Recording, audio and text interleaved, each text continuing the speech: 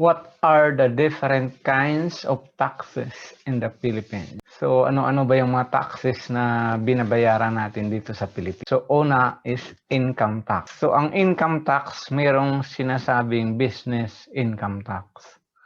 So, kapag may business ka, it's either individual or corporation, meron kang business income tax na babayaran.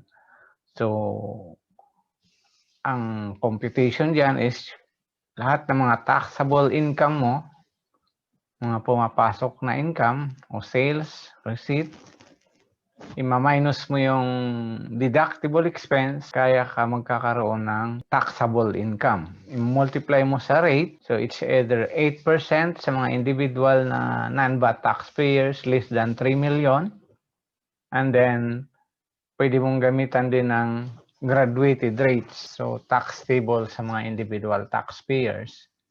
So kapag corporation naman, i-multiply mo siya sa 30% yung taxable income mo. So merong kine-create yung Congress natin ngayon at saka Senate, yung create bills na ilo-lower yung income tax rate from 30% to may plano sila i-reduce to 25%. Next is compensation income. So kapag empleyado ka or employee, so meron kang salaries and wages. So yung sweldo mo sa 8 to 5 na Monday to Friday na trabaho mo, yun ang sinasabing compensation income.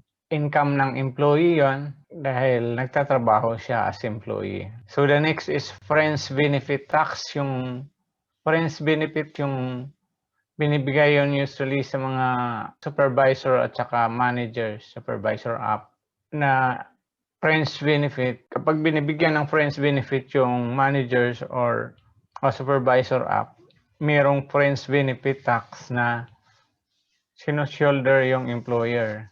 Like for example, marami yung Fringe benefit pero ang isang example yun, free pabahay o free katulong. So, yung benefits na yun, yung value na yun, yun sinasabi gino-gross up monetary value and then multiply doon sa rate na Fringe benefit tax rate, which is ngayon nasa 65-35.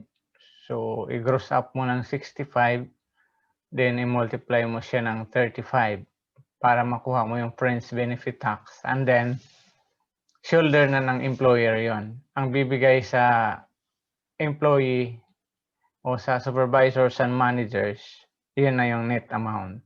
So kapag nasa Fringe benefit tax tayo na topics, i-detalye natin yan. Capital gain tax. Ang capital gain tax, ito yung 6% capital gain tax pag nagbibenta ka ng property, bahay, lupa, and then hindi mo naman ginagamit sa business o wala kang business. Kaya yan ang sinasabing capital gain tax. Nagbibenta ka ng capital assets, bahay, lupa. So i-multiply to 6%. The next is business tax o percentage tax kapag non-VAT taxpayers ka. Pero kung VAT taxpayer ka, value added tax ang tawag noon, yung business tax na yun. So ang percentage tax, kapag non-VAT taxpayers, under 116 yan, so 3%. Pero sa topics natin ng percentage tax, maraming percentage tax din na iba-ibang rates, depende sa line of business. Like for example, kung mga cockfight, sabong, iba yung rate noon na percentage tax. Saka yung mga warehouses, may mga separate percentage tax rate yan. Ito namang value added tax, so 12% yan. So pag nagbenta ka ng goods mo and then or services, tapos vatable ka, so mag-add-on ka ng 12% VAT.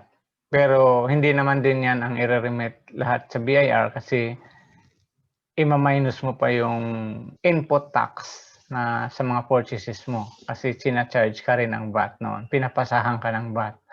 So ang VAT is pasa-pasa ang mahuli. Kaya simpleng definition ito in layman's term. Kasi kapag bumili ka, so sa mga VAT suppliers, papasahan ka ng 12% na VAT. So yun ang sinasabing input tax mo yon. Nakaabang yun. Kapag nagbenta ka naman, ipapasa mo yung 12% VAT. Papatong mo doon sa customer mo yung 12% VAT. Yun ang sinasabing output tax. So, ima-minus mo yung input tax na galing sa supplier mo. Ang difference, yun yung VAT payable. Yun ang i-remit sa BIR. So, again, overview lang to.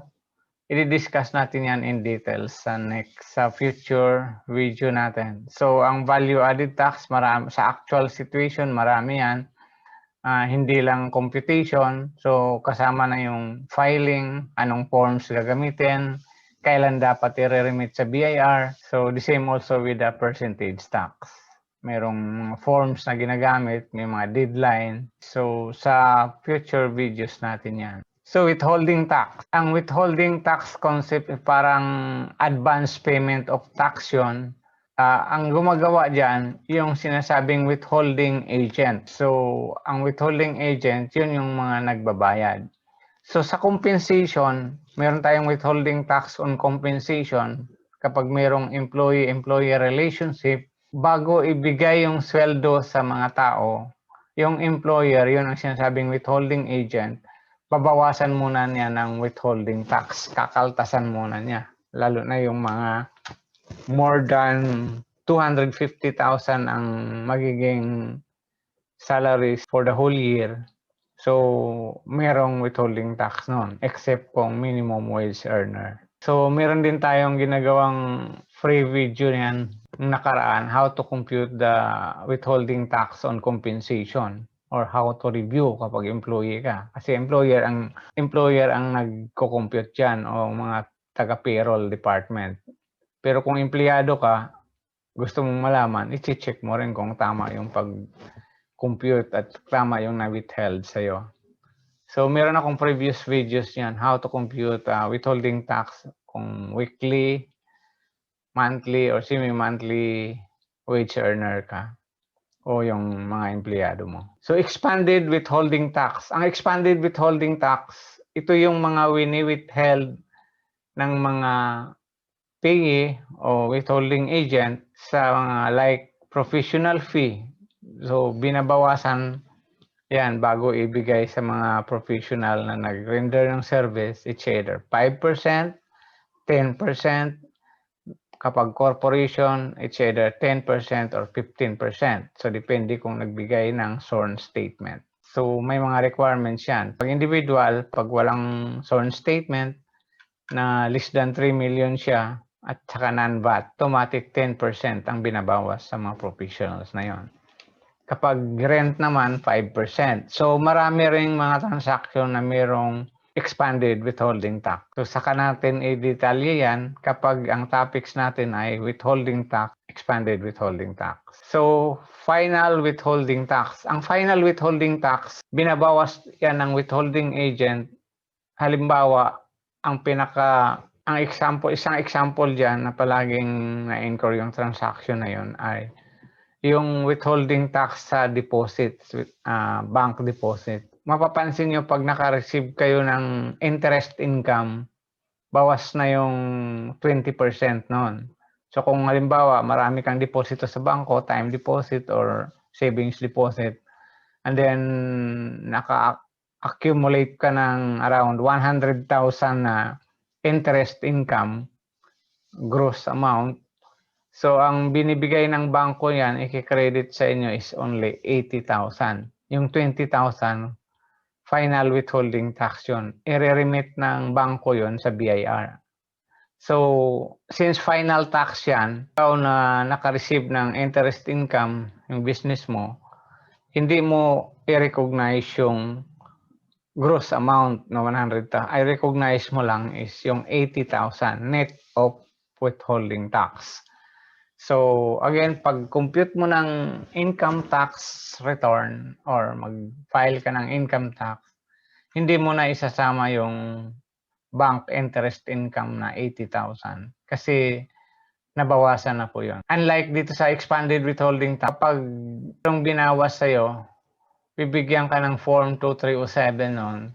So, advance payment of taxation. So, i-report mo yung gross amount, ibabawas mo yung value ng withholding tax based on Form 2307. So, kung hindi mo pa ma-picture ngayon, ma-analyze ngayon, so sa future discussion natin on final tax, i-detalye natin yon, gagawa tayo ng examples, illustration, para madaling maintindihan. So the next is transfer taxes. Ang transfer taxes, ito yung tax sa pagta-transfer ng properties. Like for example, nagdo-donate ka ng transfer tax, ito yung tax sa pagta-transfer. Like for example, magdo-donate ka ng bahay at lupa, so merong donors tax noon. So ngayon, uniform na yan sa parang capital gain tax na 6%. Ang donor tax ngayon, under the train law. Ang magbabayad niyan is yung donor, yung sino yung nagdo-donate. Dapat bayad na niya yung donor tax para ma-transfer yung property doon sa donee. Sa donee. Yung pinaka TCT noon, Transfer Certificate of Title, para ano sa donee. Estate tax. Ang estate tax din, ito yung ay mamanain ng mga heirs. Pag may namatay, tapos mayroong property, ari-arian, like bahay or lupa, ipapamana. So, mayroong estate tax noon na babayaran bago mai-transfer doon sa tagapagmana. So, ang in charge yan sa pagbayad ng tax is the executor or the administrator ng estate na yan, yung property. So again, 6% din yan, yung estate tax na. So may mga other taxes like documentary stamp tax. Ang documentary stamp tax, doc stamp sa mga transactions, like may mga document, like for example yung transfer certificate of title, tapos yung mga pag mag-open ka ng new business, new corporation, may mga stock certificate, so meron yung mga doc stamp na babayaran. So marami yan, different rates, different documents. So excise tax. Ang excise tax, ito yung mga tax sa mga excessive na transaction pa. Like for example, sa sigarilyo, so may mga excise tax dyan sa mga inumin, alak. So may mga different rates yan sa mga taxes na excise. So meron din tayong local tax. So ang local tax, mayroong local business tax, municipal license, and then yun, i-renew mo yun taon-taon, yung local business tax. Yung merong real property tax, ito yung amilyar. So every year din yan, magbabayad ka sa munisipyo. Transfer tax, merong transfer tax din yung local government kapag mag-transfer ka ng property, real property, sa new owner, sa buyer, or sa donee, tagapagmana ng property. So meron ding residence tax or sedula. So sa local government, binabayaran yan. And then, meron tayong customs duties and taxes. So, ang customs duties and taxes, so pag may mga importation, so may VAT yun, so kinocompute ng customs yun. So, then may mga duties and taxes. So, meron pa tayong mga preferential tax, like yung sa PISA registered company at saka sa mga BOI, may mga BOI incentives. So, yun po yung mga different taxes na binabayaran sa Philippines. So, we will discuss that in details per topic sa mga future videos natin. Kaya, maraming salamat po sa mga nag-subscribe na sa channel natin. So, sa mga hindi pa nag-subscribe, hope na mag-subscribe kayo at saka pindot yung bell button para ma-notify kayo sa future videos natin. So, ang disclaimer natin, yung materials na to is for guidance and training purpose only. And as such, should not be regarded as substitute for professional advice. If there's any conflict between this material with the latest revenue regulation or applicable revenue regulations, revenue memorandum orders, or revenue memorandum circulars, the latest in IRC, the Train Law, Republic Act 10963, and the latest applicable Republic Act, the later shall prevail.